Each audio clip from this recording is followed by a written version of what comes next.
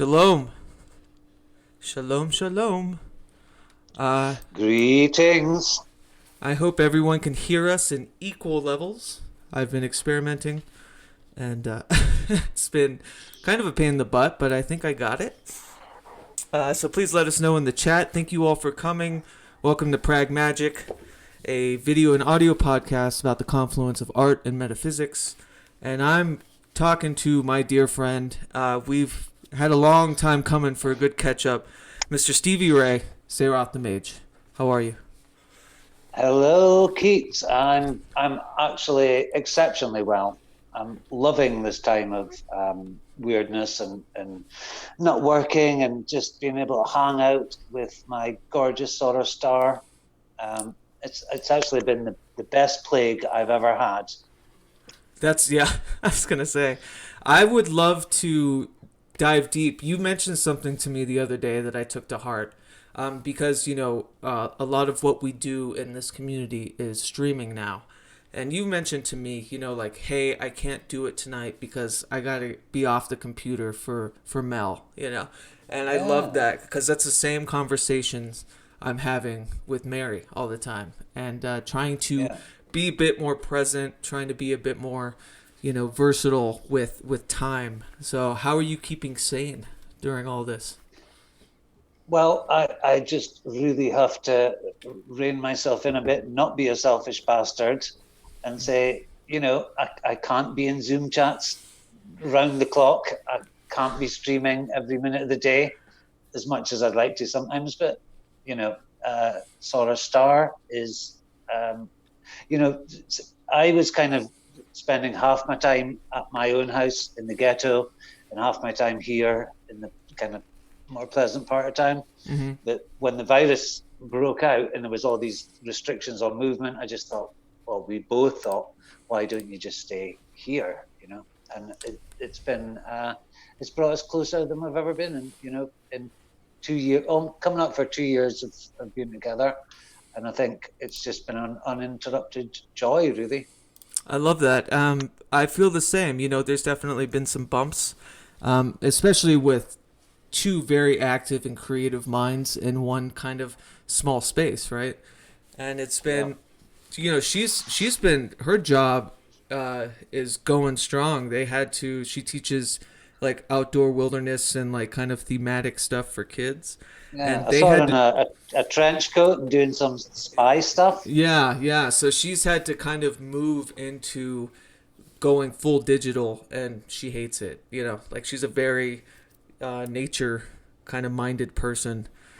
So it's been a bit of a transition to just keep us off the computer, for a little bit. Yeah, I do notice that me and Mel are spending so much time. We're like sitting next to each other, scrolling through this endless bullshit on Facebook. Mm-hmm. Yeah, but in many ways, I mean, I'm a kind of indoorsy person anyway. Yeah. So it's just given me a chance to read more, to actually get back into my Golden Dawn practice. I've actually managed to do the invocation of the 4 powers of water twice in a week. So, yeah. Well, talk a little bit more about that. Like, what was just it a time allowance that allowed you finally to kind of Yeah, dig deep? it's just not being so busy and tired through having to work, and it's a demanding job. And I was going, I just could never find the time, but now I've got nothing but time, and that's the most beautiful thing about it. There's a And real. Oh, sorry. Go ahead.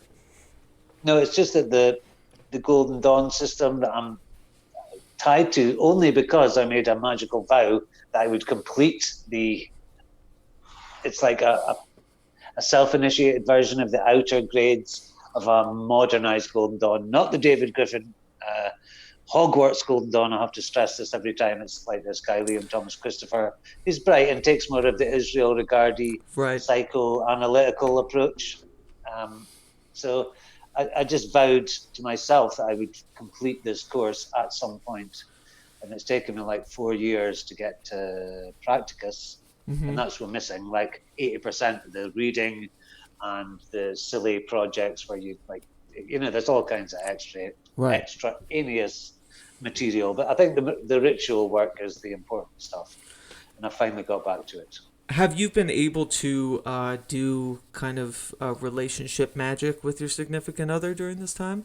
Because that's been something that's kind of blown open in a wonderful way since, you know, we're so in sync now with things, and you know, we've been doing a lot of praxis together, and it's just been so beautiful to have.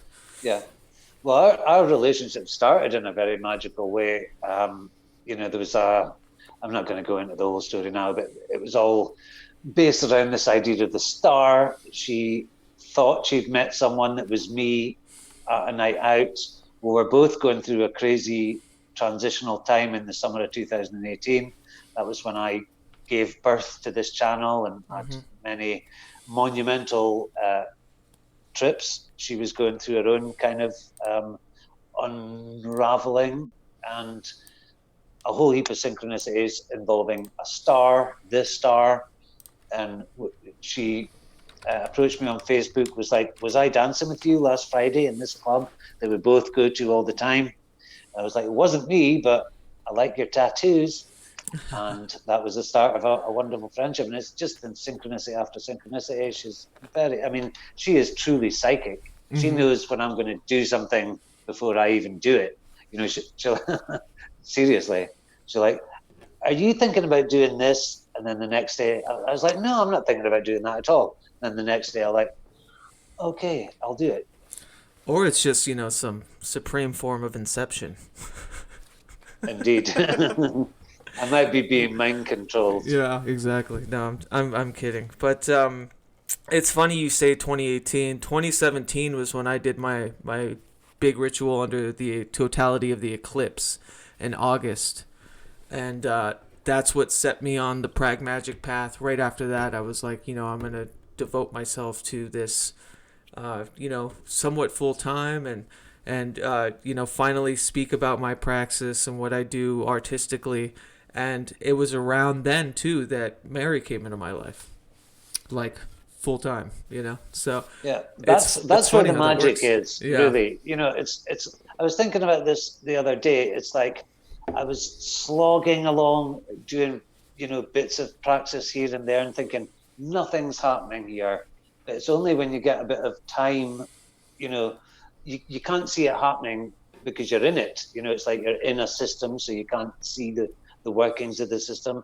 But once you get a bit of time on it, you think, wow, that all just came together. You know, magic does work, but it just sometimes takes it manifests in weird ways, and it takes much longer than you think it might.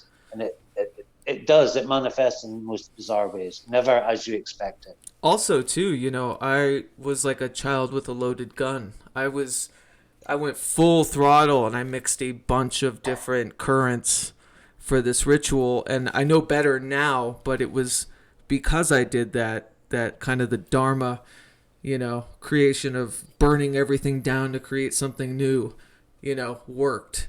And so I've always really like relished in the idea of being kind of mad when it comes to magic, you know.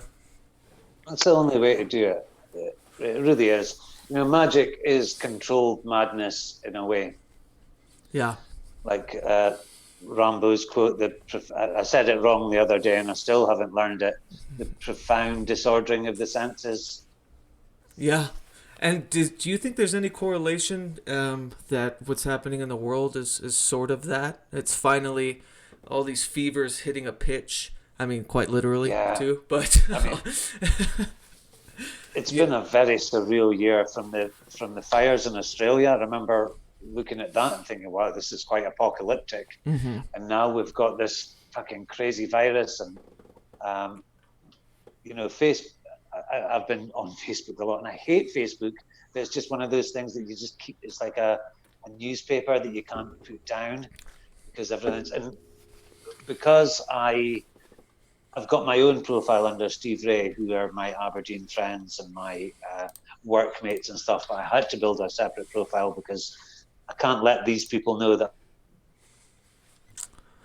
Oh, kind of lost you a little bit.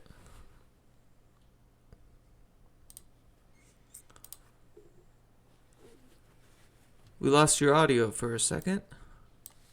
Sorry about that, folks. It's been Satanists, neo-Nazis, white lighters, Christians, grimoire, I've got the whole freak show on my Facebook feed at the moment. And I have been unfriending a few people just because I'm thinking that's just unacceptable. Yeah. But the very strange times. I mean, this could be the immunization of the eschaton, as McKenna used to say. Things are speeding up and getting so weird and so bizarre. I mean, couldn't they have said that after the First World War and then they got hit by the Spanish flu? You know, one of my favorite sayings is, the artistic imagine always trembles on the edge of apocalypse, and we always think that we are living in the apocalypse. Yeah, absolutely. I just want to make a quick mention. There's been some skips in the internet, so I apologize if you came out a little choppy during that. It's a time when I feel like everyone is on Zoom and streaming. So, let's see. Did that all work out, guys? Is that back? Oh, I'm still missing your audio.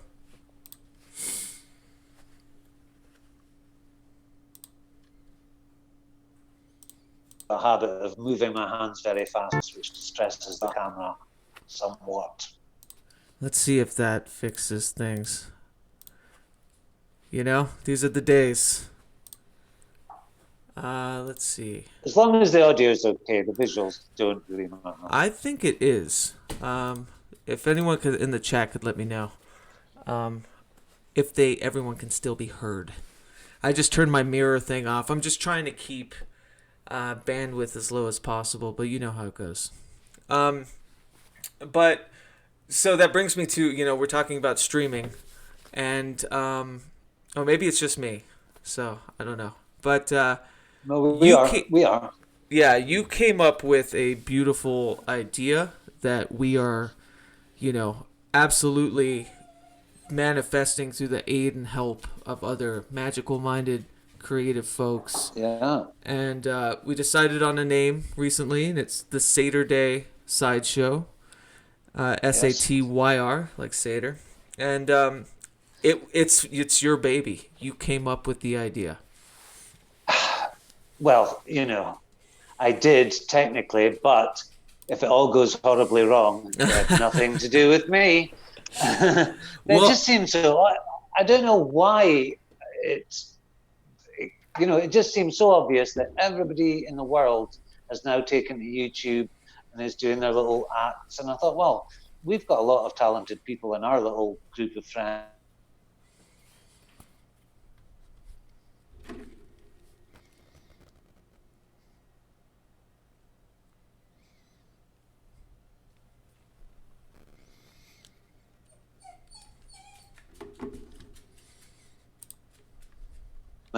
Let's call out some of the names. We've got Davey, who's hosting it on Expanding the Process.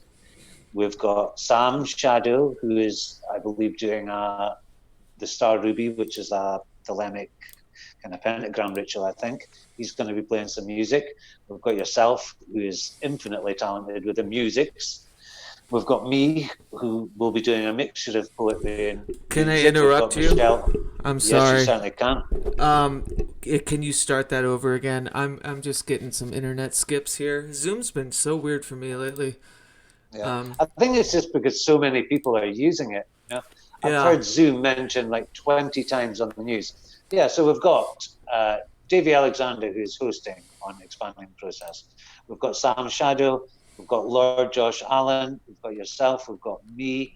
We've got Brandon Young. We've got Michelle Embry. We've got C.W. Chanter. We've got Nish. We've got your friend Eric, I believe, who's doing the poster and stuff. It's a real community effort. To me, it is kind of like the spirit that brought Woodstock. We are a kind of little bubbling under subculture, and we're going to put on a show for all the folks. So it is like it's formulated as a variety hour of sorts, and everyone's going to share either a magical ritual mixed with art or just a ritual. They'll do some prose. It'll be live music. It's a fascinating jump. And yes, Davey and Brandon will be hosting, Brandon Young, on the Expanding the Process. Said that right. You just certainly did. For, on their channel. And it was like a fleeting idea in the beginning. You just said, hey, we should do something like this. And in a week's time, it has come together so beautifully. Davey's done a wonderful job organizing and scheduling the slots. We've got Nish, we've got all these fantastic people that we're all so very close to, that are all like, I think, supreme magicians in their own right. I love how Davey had to say Brandon has nothing to do with his channel as a disclaimer. Yeah. But what was it? I think it would have happened anyway. I think it would have happened. I honestly don't think it was like my idea. I think it was just so obvious. Oh, no, I don't mean that. I mean, like, without the virus and all this stuff, Oh, yeah. it would have, I think you would have kind of manifested it anyway. I hate using that word. But to be honest, I was just stuck for something. It had been kind of trickling around in my brain for like a week. But then, I get a chance. I don't get a chance to live stream often because I'm at Mel's and all my computer equipment is at home in Torrey. Right. So I do these live streams where I've got absolutely nothing to say. So I was just like, okay, so we're going to do this thing. And then it suddenly became... So that is magic, isn't it? That's willing the thing to happen, and then the intention is it happens. And now it's going to happen.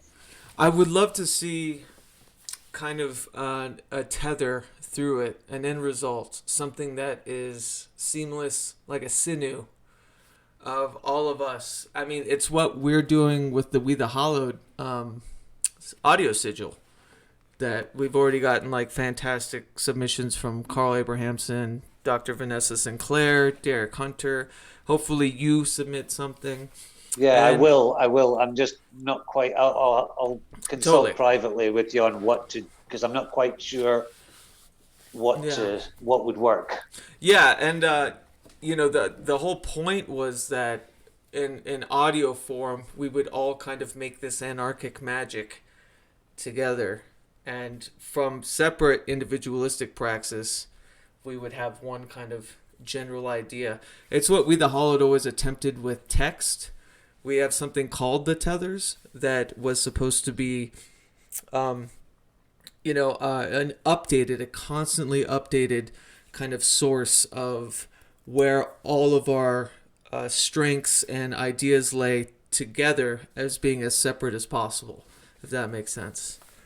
And to do that in audio form is really exciting, but this will be combustible and live, and it'll be one that is fully charged because it's going to have a lot of interaction at the get-go, Yeah, I mean, I have no idea how the technicalities are going to work.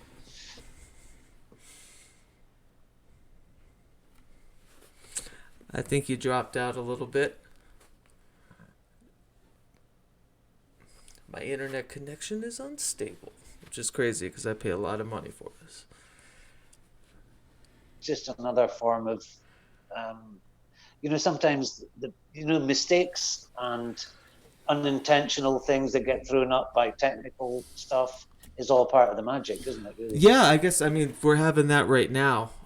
You'll freeze, and then the audio will drop out, and I pay good money for internet.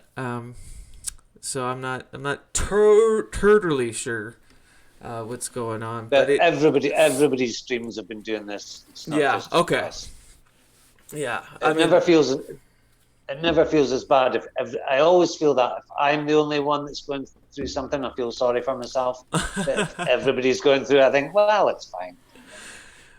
It's definitely OBS, Davey says. Yeah, this program has been a behemoth, but I don't want to get too into that, and we'll just live and let lie. These bullshit little hiccups.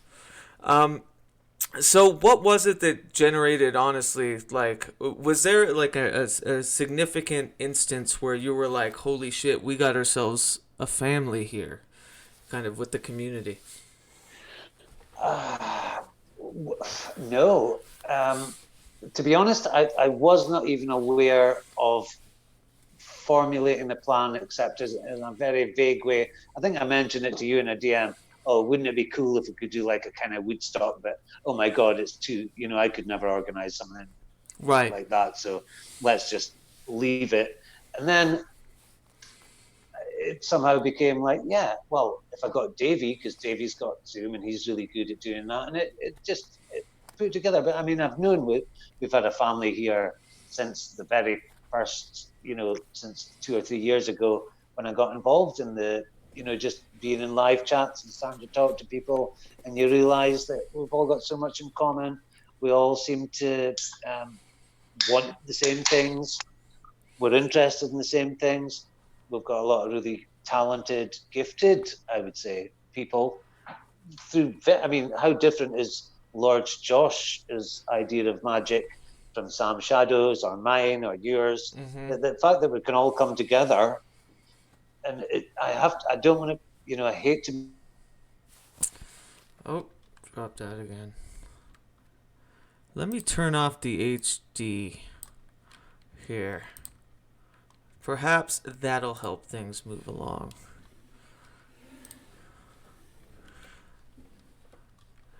It's just yeah. the only people that actually get me angry anymore is just listening to that inane bullshit that they're pushing, man.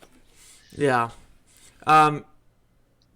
What I was gonna ask too, like, how did you meet these folks? Like, how did expanding the process? How did the Lost Word? Where did all this stuff generate? Because for me, like, using the vehicle of PRAGMAGICK has brought me riches of community, and being able to chat with people I absolutely revere and look up to, such as all of you guys.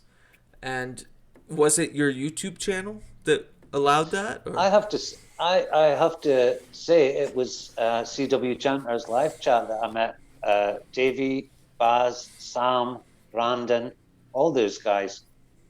I had been a bit of an internet dabbler. I'd started after my first intense period of kind of magical practice, and then we started a Facebook group, me and my ex-partner, who was a friend for a long time after that. We started a Facebook group, and it was kind of a different set of people. But YouTube was so immediate. You've got people talking live in real life time. Everybody's talking in real life time. Facebook, you can post something and maybe get 1 or 2 likes. There's just something much more immediate and real about YouTube. Right. It just opened my eyes. I've met so many wonderful people, and they formed the basis of my life, really. Mm-hmm. It's funny, like, through We the Hallowed was started as a very, like, present physical thing with people. We had variety shows. We had a monthly residency at a venue in Portland, and I would host interviews live, and there'd be music and stuff, but it was always like pulling teeth to get people to just show up or be present, even members. But there's something weird about... Tried to think, to be honest, because in a small town like Aberdeen, although it is kind of a major city in Scotland, there's no occult scene, a very small live music scene. But it seems like almost like we are the Beat Generation, if you will. Oh, yeah. In our tiny little community. But I mean, who else is doing it?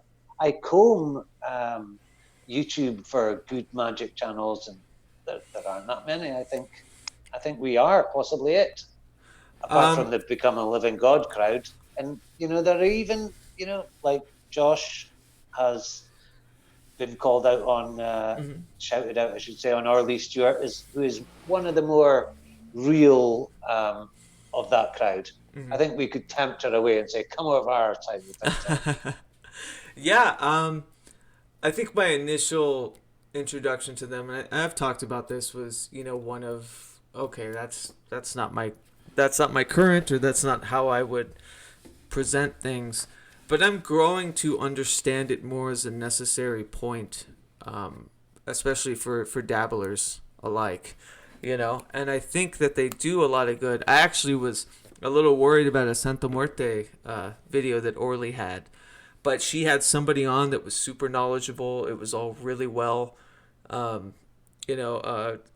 discussed, and I don't know what my pretense was in being kind of worried, and I think it's more of an aesthetic thing, even magically, where I have that anarchic heart where I can tell the path of someone easily. I'm not that interested in their path, I guess. I don't know. Yeah. It sounds pretentious as But, shit, I mean, but you know. as long as they are sincere, you know, belief is a tool, and if that is their belief, you know, I do have this theory that, I hate to say it, but it seems like a lot of these demonology guys are kind of rebelling against their religious upbringings by saying, "Hey, fuck you! I hate God. I'm Satan now." But you know, where is the? You know, you're just changing from worshiping one fictitious deity to worshiping another one. So, you know, and the other thing too, I guess with that, like it took almost recently. Anton LaVey was in my peripheral when I was a kid. I always thought of it a bit of like a dog and pony show, you know, something like very. Absolutely, yeah. But now the more I know, which is kind of in reverse of Aleister Crowley, the more I know about Anton LaVey, I think the more I kind of revere him as a societally conscious thinker. Is faintly ridiculous. Yeah. I kind of get it. And I've never read now. the Satanic Bible. Right. Yeah, absolutely.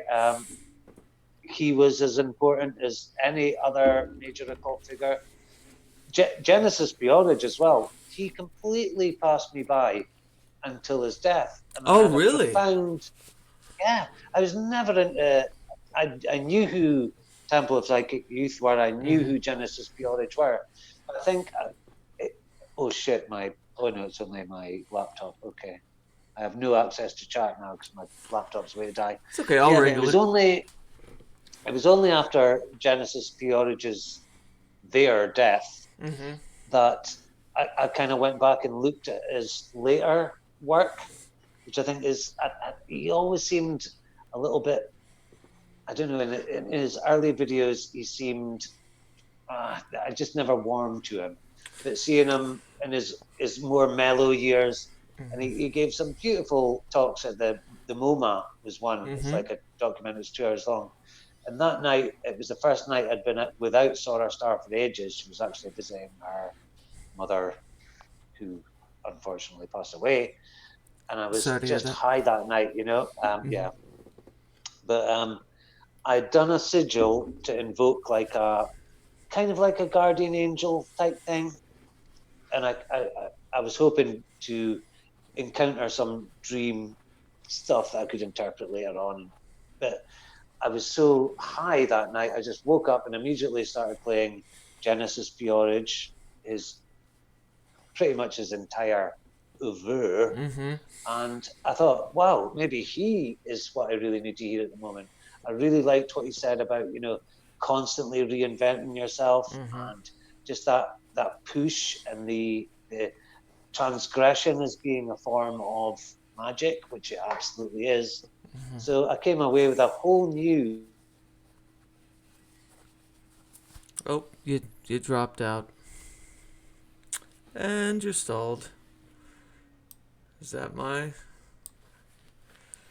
We were doing so well.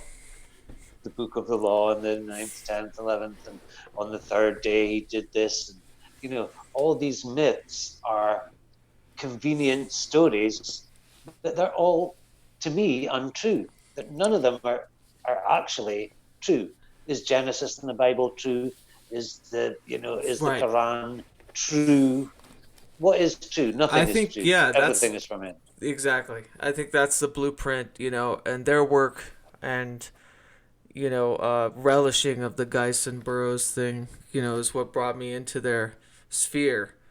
and the Psychic Bible was, I have to say, a major like map for starting something like We the Hallowed, where it was supremely individualistic in its parts, but community driven at the same time. You could have an individualistic approach with a collectivist idea, and it was all about reinvention and birth and death. And they went so far, like the Pandrogyny project, I think, is like one of the most romantic, Oh yeah, you know, ideas ever. I think But, I will have to say, I've been real good, I think, since, I don't know, a few years back, where I stopped deifying things. And actually, I got more interested in the humanist and mistake riddled idea of the people that create good art. And it's because I have to be the same. I don't have a good past. I have some dark stuff in my ledger, and I think that makes me approach people more now with a firmer, deeper respect, instead of saying, this person should be worshipped or whatever. And I think that happened a lot when Genesis died, especially because all the stuff with Cozy Tootie, yeah. dropping Oh Gristle. yeah, there's some controversial stuff there. But I think that has been. Oh, sorry, I'm gonna have to let my cat in a minute. But I'll just make this point. I think that's been supremely liberating for me. Is kind of getting off this idea that I had, that I was aiming for spiritual perfection, and I had to find the right system and the true system, and I had to kind of try them all, and okay, that one didn't really work, and realize that I'm really more of an artist than a spiritual person. I don't really have any great attachment to grand religious ideas. What I want to do is make great art, great music, and be a culture changer, if you like. That would be my ambition, rather be some fucking holy man sitting on top of a mountain, meditating all day. I'd rather be throwing paint around and fucking throwing music around. Yeah, I think, when it comes to culture, and this is the thing that I struggle with, is my care of what other people think. I think it's like, I do deeply. I have this compassion that I used to use as a crux, but now I'm finding, my father told me once, the compassion is not, a weakness, it's a superpower. And he struggles with it too, because he's a very like introverted, spectrum kind of person. And I had to kind of resettle, I think, my values when it came to the idea that I don't, I like to ruffle feathers, but I'm not here to bane anybody. And that's what makes me think of the Become a Living God people. I think, unfortunately, I may have said something on a stream about, identity, and how I kind of look past, or look, down at people that I feel are wearing a uniform in a way, within praxis and all that. And I don't think that's necessarily true. I think we all want to belong, and in us, we all want to belong to us,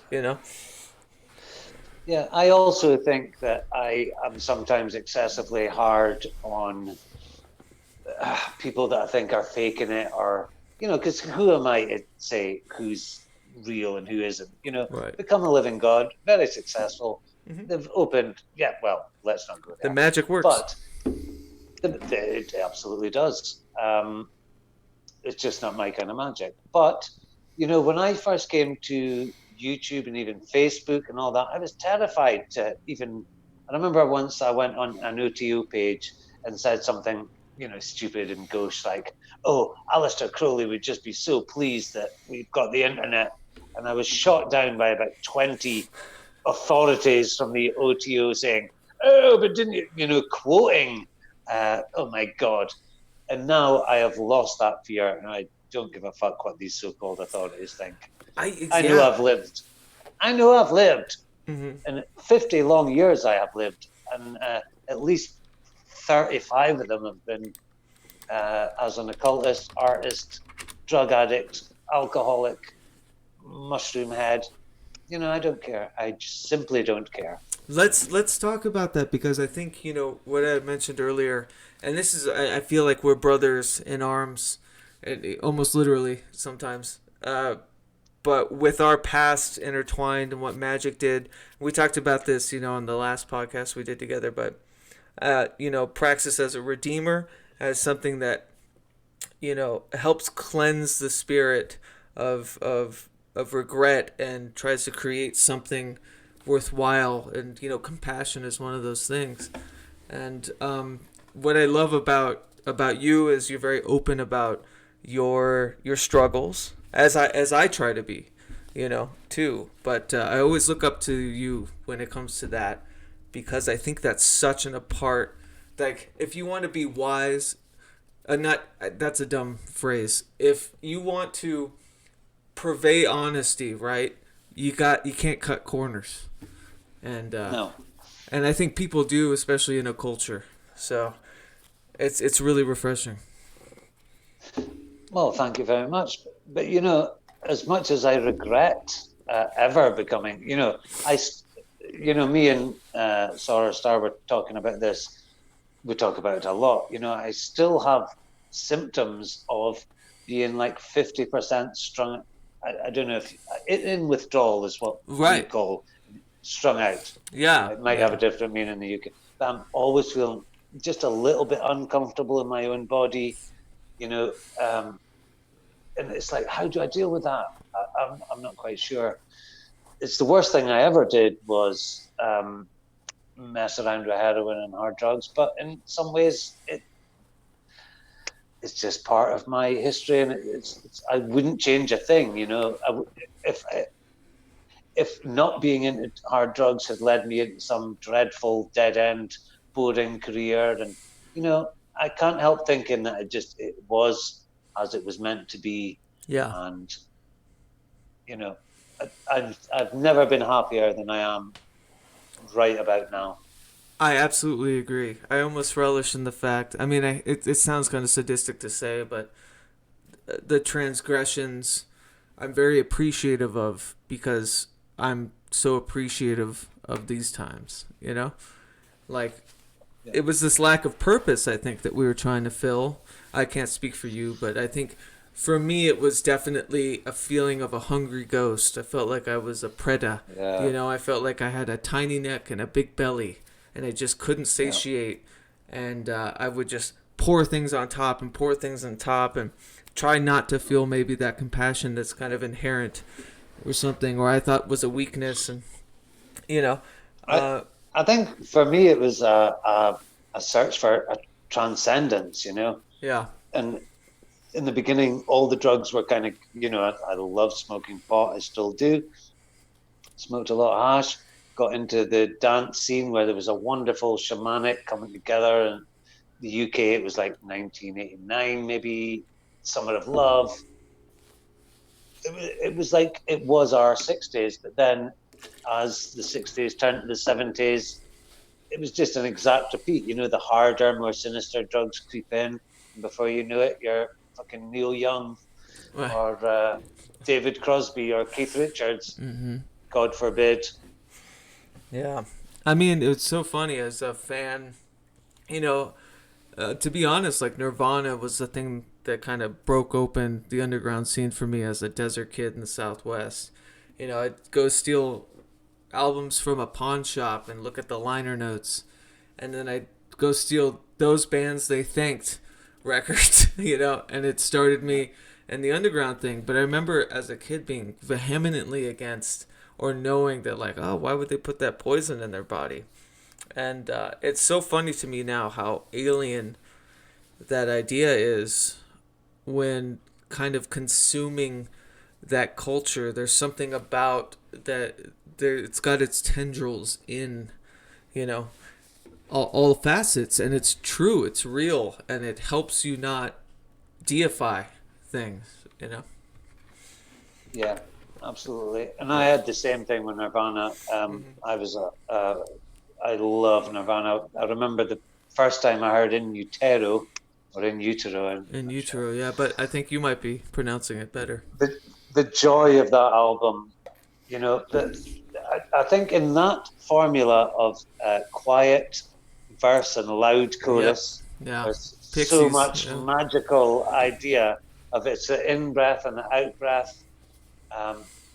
Yeah, that has universal implications for me. You're absolutely right. Holy shit! Yeah, there is like it's a dharma kind of thing too, with it. I never thought about that. About the hush inhale and the loud exhale and the hushed inhale. Yeah, it's like, that's audiomancy. Yeah, absolutely. And Yeah.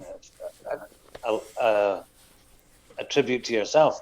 Now, I think one of the first videos I ever watched of yours was that Sim Zum thing. Yeah, dim the Zim Zum. Yeah, or Zim Zoom. And anyone that's in live chat that hasn't watched that, please watch that, because that is just a beautiful video, and it summed up so much of, you know, very similar experiences. You know, my favorite takeaway from that, and it was, you know, it was written for the We the Hallowed zine, but, you know, this is my first experiment about making like a video essay. And my favorite takeaway was that everyone I adored that was musically inclined, even in small increments to large increments, like all had that, no matter where they were in the world. They all had that like need and unnerving kind of interest to, you know, meld things together without technical prowess, you know, when they were kids. It was like, I just want to create, you know. Yeah, but you have got some, see, this is where I'm not frustrated at the moment, because I'm just, I feel like I've broken a kind of skin or barrier for a while I was just so tied up with kind of intellectualizing everything to death, overthinking everything. You know, the whole occult philosophy thing was, I couldn't navigate it. So it was just like information, contradictory information. No, you do it like this. No, you do it like that. No, this is the way. No, that is the way. But I feel like I've broken through that skin, and now I realize, yeah, it's just, you just do it. You know, you be. Yeah. But I am frustrated at the moment because I've come across like what do you call it? Oscillator. K-oscillator? Yeah, the K-oscillator is fantastic. But the one before that, it's Oscillator. Yeah. Oh, right. It's Oscillator. I'm frustrated because I know that if I had like a Marshall amp stack and congas and a percussion, you know, I really want to push it further because I feel so limited just doing these little pew, pew, pew, pew, pew, pew, pew, pew. Well, maybe this time, like we were talking about socially, but also like you can create symphonies, you know, on your computer. And I think you would be primed and ready to create some beautiful stuff if you investigated, you know, MIDI and, you know, tracking samples and doing that sort of thing. I have tried, and I find it immensely complex and baffling. But, you know, I'll keep plugging away. Do you have any, can you explain a little bit what maybe your introduction and your part of Seder Day side? And we're stalled again. If anyone in the comments has any idea how to maybe fix Stevie's bandwidth or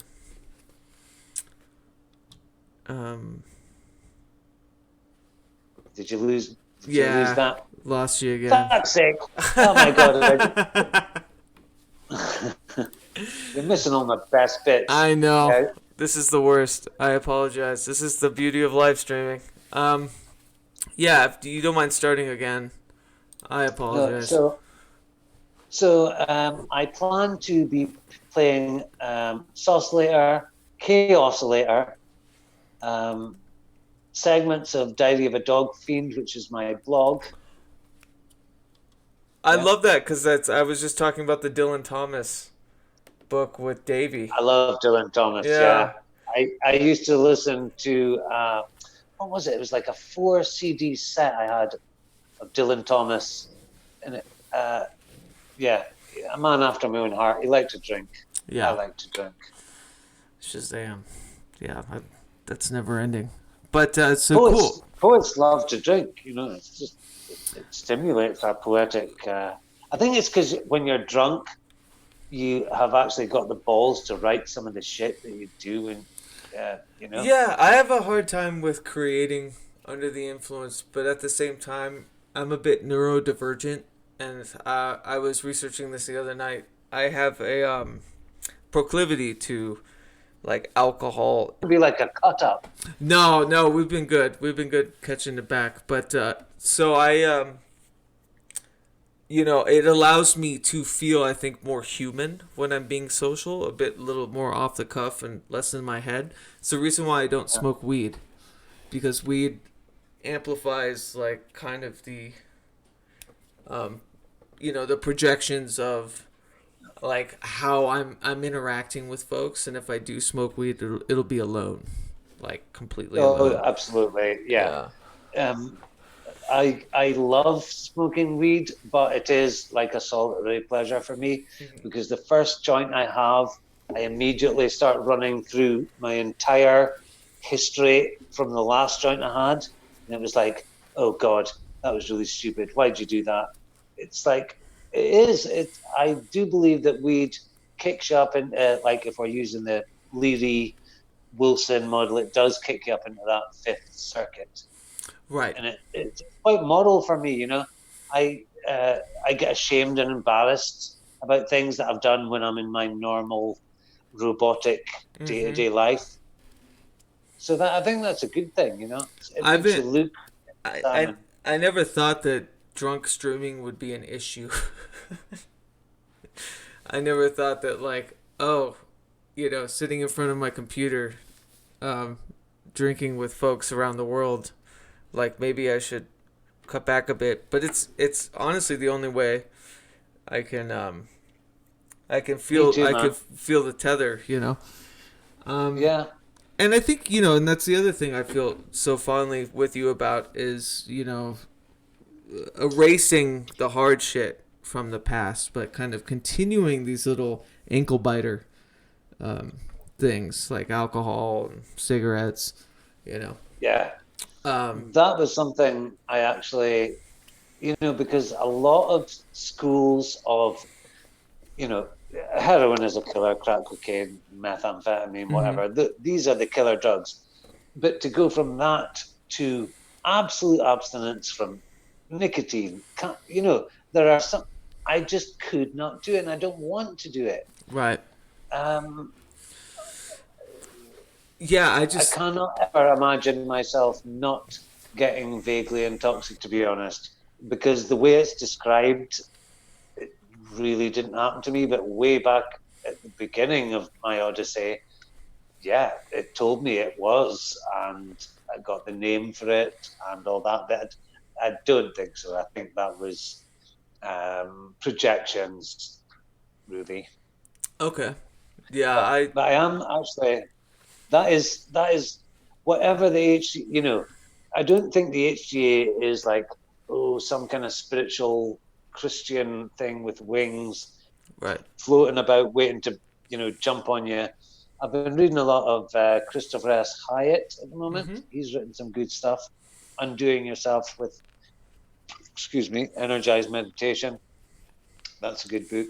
He's also written one with Lon Milo Duquette called, I think it's Tantra, Tarot, but that's basically to get yourself in touch. But it's all metaphors and similes. Nothing is actually, one person's angel is another person's fifth circuit, Right. is another person's kundalini awakening. Yeah. So whatever that is, I want to get there. Okay. I want, So yeah, I want to. you're still looking for that kind of communion with an outside force. See, Yeah, I I wouldn't know. say outside. Or is it I the wouldn't say super outside. self? Yeah, it's the super I would self, say right? it is the super self. Yeah. But from what I can make out, it's kind of inside and outside at the same time, which is paradox. But paradox is the higher circuit thinking, because in our little primate brains, we can't separate dualistic thinking. It all gets very mystical and very blah blah blah. Yeah, no, I absolutely believe that. And we talked about this on our last, public chat about, we change all the time, me and you especially. It's like, is it outside forces? Is it the super self? Is it, am I actually communing with spirits and, things in an ethereal realm, or am I just communing deeper and deeper into maybe... My thinking changes on this literally every 2 days, if not every day. Me every too. 2 or 3 days. Yeah. But that's, nothing is fixed and nothing is true. Right.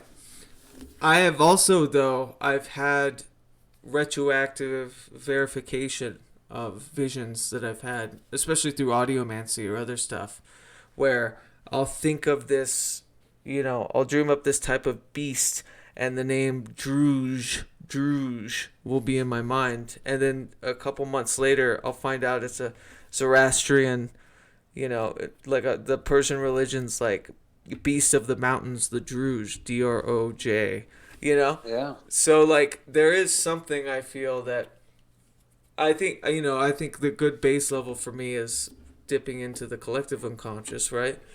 That's what it is. That's exactly what it is. It's Yeah. the evolutionary consciousness, and it's like in a certain frame of mind or altered state of consciousness, all information is available to you, from your DNA to history of the human race. It is mystical and it's very bizarre. I'm not a hardline materialist atheist. You know what I mean? Why would I be doing magic if I was Right. that? I do believe in spirits and weird astral influences and stuff, but I want to be totally real about it. That's always been my mission, is to not fool people into thinking, okay, you're doing magic now. You'll see the spirit appear in a puff of incense smoke, and then he'll give you $500, and it's just silly. Yeah, it really depressing. There's definitely a beauty of the realism of not puffing the psychedelic or fantastic natures of it, and that's why I had such a hard time kind of relishing the audiomancy, and that's why I use that as like a barometer for, okay, well, how would I get that message and then find out later, that this was an actual thing. And because I'm not stating that I manifested it, or I'm stating more that it came to me, but it's not one that shed me knowledge, It's not one that gave me extreme power or ideas by reaching into it. And I think that's what a lot of a culture is, backed on right now. Yeah. But I think occultism has got a lot more sane in the last 10 years. Or even with Robert Anton Wilson and all them, they were saying, look, it's more a brain change kind of thing than a spiritual, religious kind of thing. Yeah. So I'm just glad to be part of the conversation. I'm glad to be part of the experiment. We're just making wrinkles, in the muscle. Yeah, it's wrinkles in the muscle. Just like, absolutely.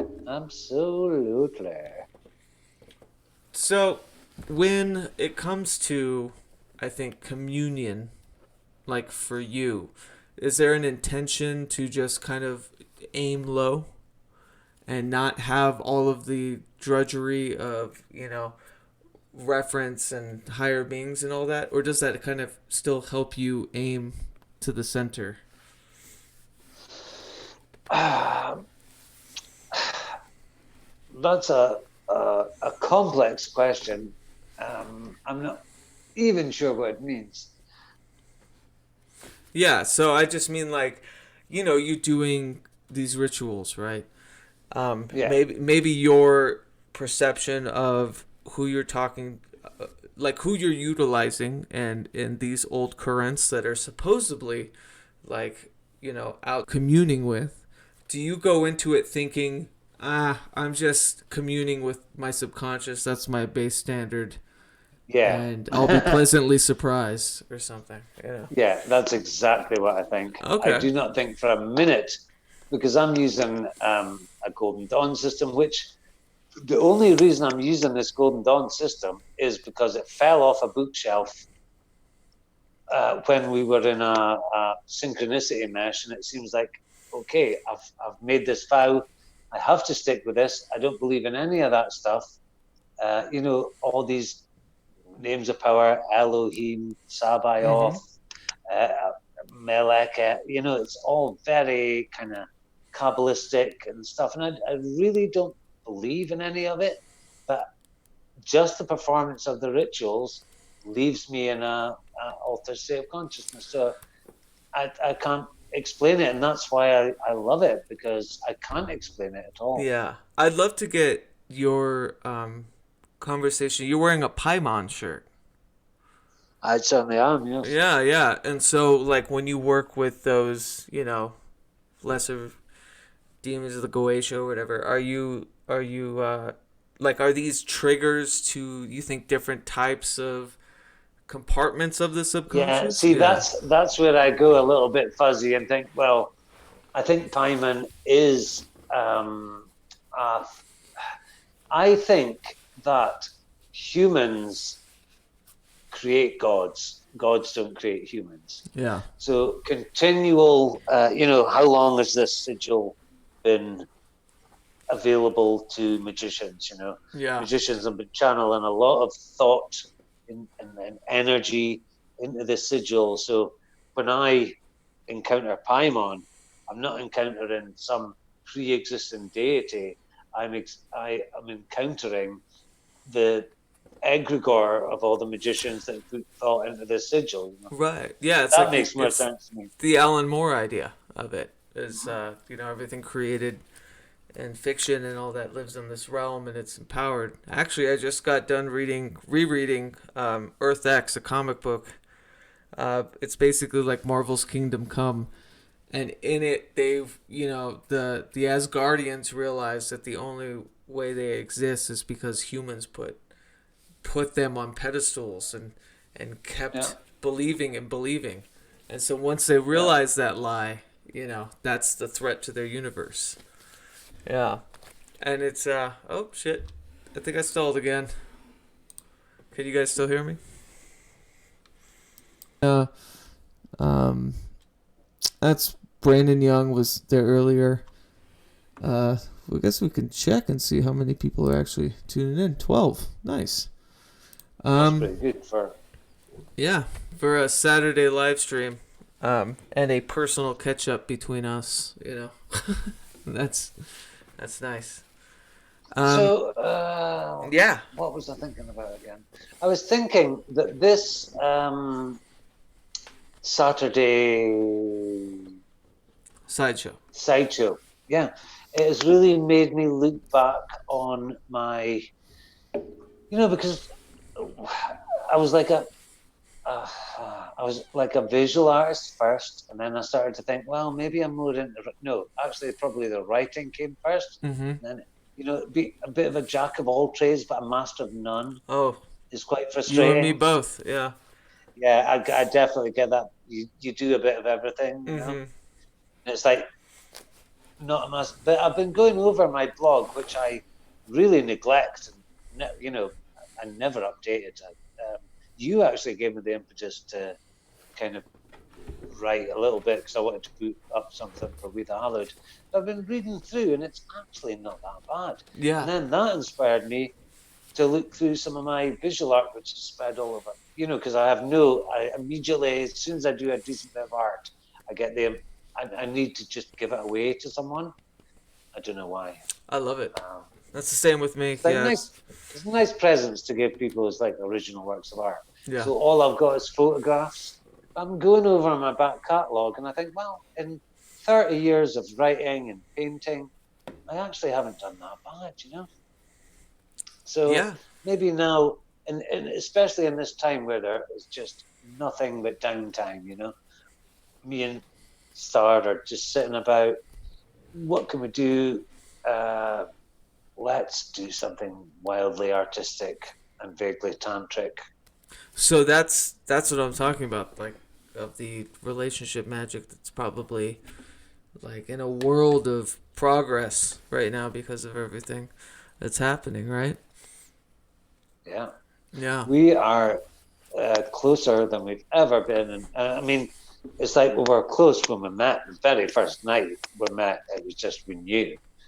But it's just getting progressively closer and closer. And honestly, what a gal she is, man. I I'm love sure it. Mary's the same for you, man. Absolutely. Yeah, I love it. I wanted to ask the chat real quick if they have any questions for Stevie. Please let us know. We'll go through them. I wanted to talk a little bit about, maybe I do feel like an inane pressure to be productive, like very much so, and it's been hard to find a routine of sorts. But then I've never been good with it, but I've always wanted it. A routine. And I am so enjoying not having a routine. I mean, we have routines like we've got a 16-year-old in the house and we've got a 6-year-old in the house, but because of various things, they're not here all at the same time. So yesterday and today it was just the two of us, and it's just romantic times. And then, yeah, I don't know quite what I'm trying. I think I'm trying to express family life. Although it's not my family, is immensely rewarding for me, who never thought he would have any kind of family. I was the perennial, never going to have any kids. You're never going to have a job, because of the drug addictions and stuff. yeah. I guess. I also, I was raised by multiple step parents and stuff, and I have a deep love and understanding of coming into a family, like that, especially from a young person's point of view. And I think it's really cool that you have a 16-year-old who I'm sure is like ready and willing to hear some outlandish things, Did you stall? And he stalled. But we're still going. All right, so let's say you guys are together, and he's a dear friend. Let me know. Can Stevie tell us about his large blue ring? My large blue. It's simply a turquoise and silver ring, which was actually, well, there is a bit of an interesting story to that, actually. The person that I formed the Thoth group with, THOTH, was in Egypt, and she brought me back this ring. I won't tell you the rest of the interesting story because it's just too long. And I thought, no. So I want to go in how these dudes try to sell her these like little funerary things. It was a ripoff. It looks like you have an eye. It looks like you have a small eye of Agamotto too on your chest. The necklace. I've got it's a Hamsar. Yes. Oh, yeah. Evil eye. It's actually, I love this. Yeah. It's not the Turkish one, actually. It's like more of a Art Deco. I got it in this antique fair in Cullen, which if anyone ever comes to Scotland, go to Cullen. You'll get amazing jewellery, gold, silver, all that stuff for very, very cheap. So go to Cullen, people.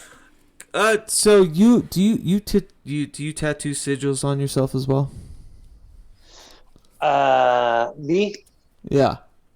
Yeah, who else would you be talking to? Well, I do have. Can you see that? Oh, it's the other way. Let's see if I can. Yeah. Anyway, it's the. Oh, Nope, the other way. There you go.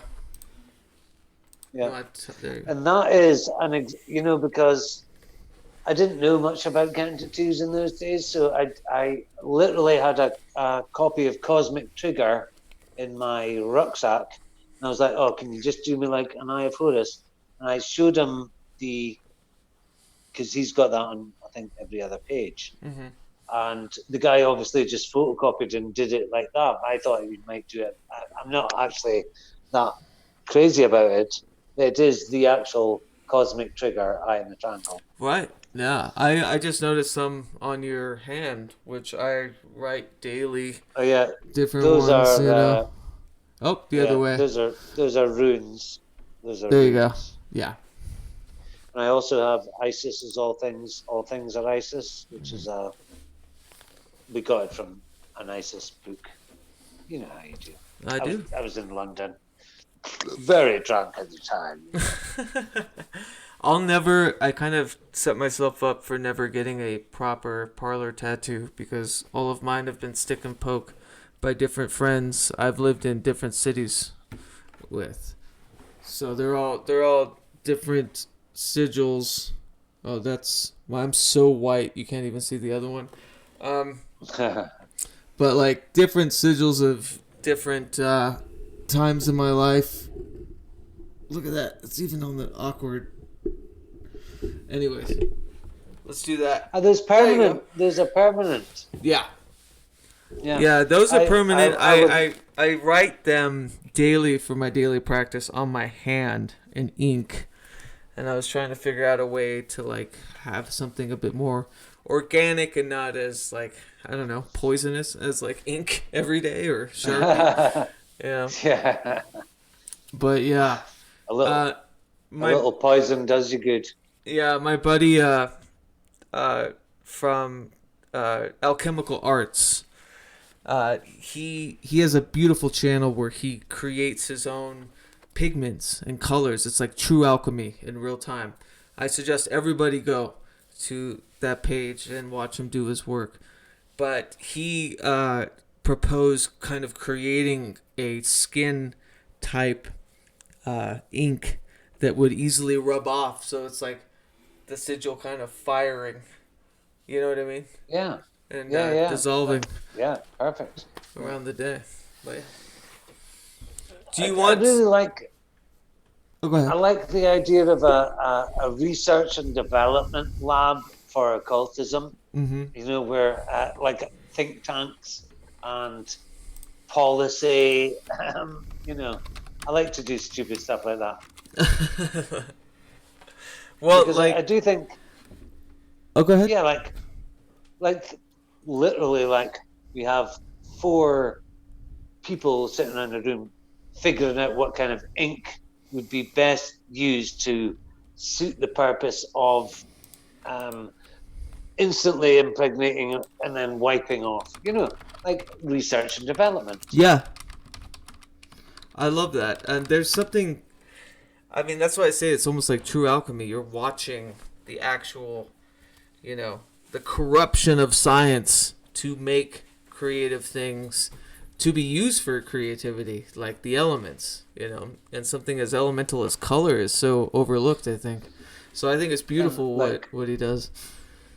Like music labs, you know, where we could test out weird Neoplatonic ideas about octaves, see if it really works on a guitar and all that kind of stuff. Yeah, that would be cool.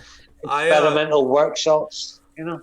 I studied psychoacoustics pretty deeply, and you know, it's what they're using now is basically binaural beats, if you've heard them, you know, to stimulate alpha and theta waves and stuff in your brain. But there's something very revealing about understanding that in most of the hit pop songs, there's a constant 5K frequency. So what is that? What does that mean? It's a kind of an inaudible frequency, but there's a constant 5K like hum through most pop music, and it makes me think that it's like that it's something to be, you know, it's triggering for candy, of the brain. You know? Wow. Do you Yeah. think the Illuminati figured that out? Yeah, maybe. Um, I don't know. What do you think about this Illuminati Ah, idea? there is no modern Illuminati. Yeah. Come on. Yeah. You know, I would actually love to do, my always I plan every time I do a live stream. I think, okay, that was absolute shit. Well, next time, Steve, let's pick a topic, research the topic like we used to do on The Lost Word, Right. and and just do it. And I think the Illuminati, the Bavarian Illuminati, would be a very interesting one to do because it would dispel so many myths.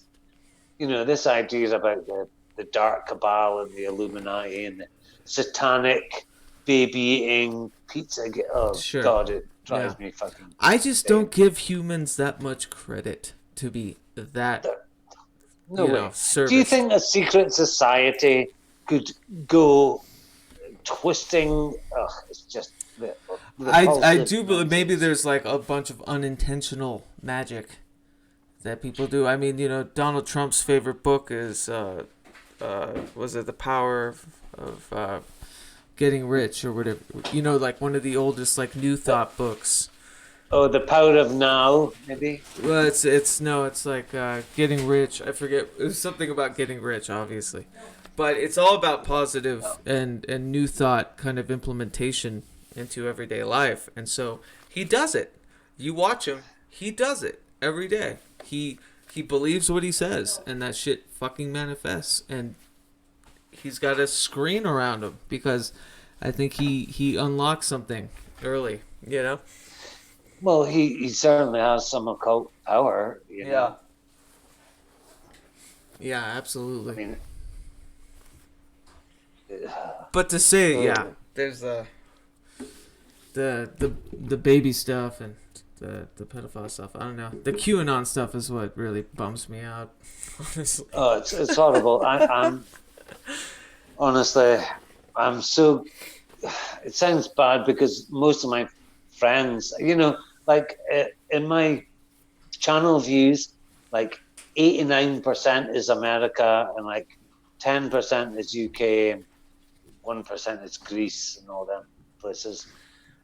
But I hate to say, but just the Q thing. Oh my God, the fundamentalist Christian stuff and that dude. Me and Star watched a hilarious. That dude with the crazy eyes that was saying he was going to blow the. His name's Ken something, No, that and was he was gonna like, blow "I'm what? going to blow the virus away." He was talking about coronavirus. He's Oh, got I this heard mad. something. Yeah, about that. Yeah. Oh Yeah, my God. I fear for it's been I just pretty disheartening to see how America is reacting to this. Whether you I think it's real or not, like the hoarding of things and this like mass panic of, this survivalist attitude and this like very like selfish attitude that's been. am so Yeah. I in my little bubble thought that the 60s had proved that there was no religion was dead, and we were moving towards a more progressive. Well, Manson kind of ruined that. Well, Manson and his friends and fucking various intelligence agencies. I believe that's my little bit of conspiracy theory. I mean, me and the guys on. Oh, of course, it's been deleted, so you can't watch it. But yeah, we dive pretty deep on the Manson thing and the dark side of the 60s, and I honestly believe that the Manson thing was not entirely orchestrated, but allowed to happen by the intelligence agencies, and that is getting into conspiracy theory stuff. It's funny, no, but I also think that's what a lot of this is it like bad chain reactions and just dumb ideas and stuff. I just don't think that it's this centralized, like you said, cabal, you know, orchestrating everything like a conductor. I think it's just idiocy upon idiocy upon idiocy. Not the conspiracy theories, but like what has transpired that there would need to be conspiracy theories about. You know, I don't know. I'm probably ruining this entire PRAGMAGICK thing right now. Not at all. Sorry, Stars just coming up for a fag and I couldn't. Oh, there you go. I thought, maybe we could I'm just play. distracted by her beauty. I know. Mary just came home too. It's the best. I thought we could play Davey's little video for. Yeah. We could try it. I think we should round up soon. Let's play Davy's video. Yeah. And talk and for then like 10 minutes. Yeah. Yeah. It's been magnificent. Oh, I love it. And you're looking very well. Oh, thank you. Yeah, I appreciate that. You too. Yeah. You're looking very pink. We're in a good place, and the sun is out Yeah. until tomorrow. Excellent. And then it's gonna be. We were in 70-degree weather today, and tomorrow, like Arctic, fucking freeze is coming in. Oh, So. Today was a scorcher for us. We were. Yeah. I had no shirt on. That's when you know it's good. That's good. So let's see. You know what I can do? If people will forgive me the little messy nature of this, I'll just play my recording of it. All right, because I downloaded it. How long does it instead of take? 'Cause screen I sharing. could really be doing with a toilet break. Oh, yeah. Here, you know what? We'll just put on a little hiatus of that intro song I have, and then we'll come back to it. Okay.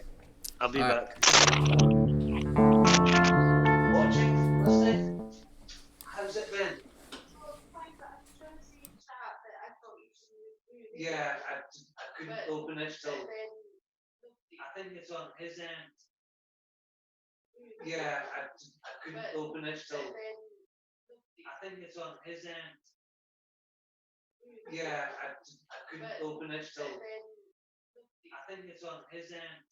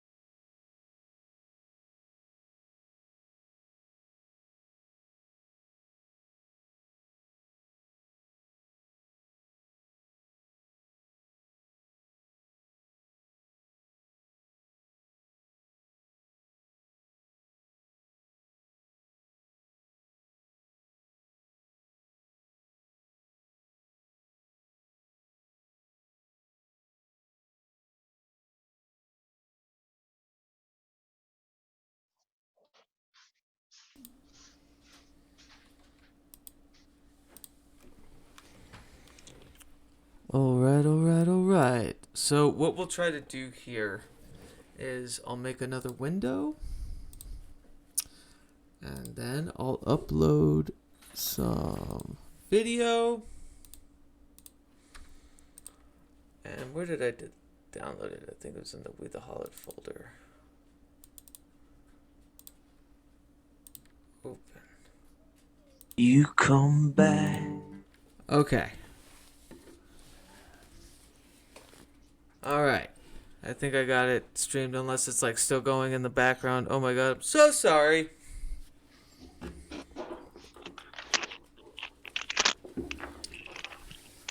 All right, so you probably can't see this, Stevie, if you're watching through Zoom. So I'm going to be broadcasting it through OBS. So it'll be on the thing, the stream. So forgive the interruption, but we'll just have some silence while we play Davey's wonderful advert for our big Saturday sideshow next Saturday. If there's anything learned here today, it's that please tune in to Expanding the Process and see everyone from Stevie, Saroth, Davey and Brandon Young, and Nish and Sam Shadow, and Eric Millar, and Michelle Embry. Am I missing anybody? CW Chanter. CW Chanter. Yeah. And we'll have a poster out for it soon. It'll be next Saturday. I think the time will be 10 or 10:30 UK time, 2:30 PST. 3 hours of peace, love, and magic. Yeah. And we'll all be sharing music, magic, and wonderment as far as creativity is concerned. And I'm really looking forward to it, barring, Davey has a better internet connection than I do. So, all right, let's play the advert. Oh, and what you're about to hear is a song that I wrote for the ending of the festival that we'll all sing together at the end as sort of a deliverance chant, an old bluesy chant. But I also, played this for people in a chat, so the sound quality is not great, and I'm pretty sloppy. You come back from hell, from underwater. Your shoulder's still damp, but your soul be delivered. You come back from hell, from underwater, and you come back when your soul be delivered. You are wounded, you are wounded, you are wounded,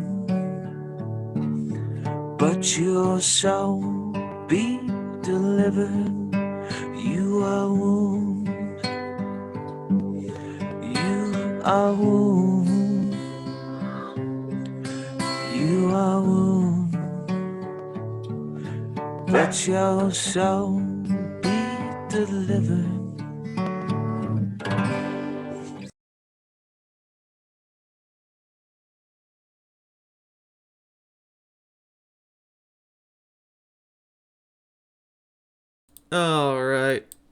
All right. I think that's good, buddy. I always love chatting with you. You're just such a benefit to me, especially process and family and everything. And I'm really excited for the Saturday sideshow next Saturday. I can't wait. Thank you for manifesting it. Thank you for having it, spring from your mind into a wonderfully orchestrated thing. We'll see how it goes, and I'm really looking forward to it. Me too, man. All right. I love you, Stevie. See you soon. Peace out, babies.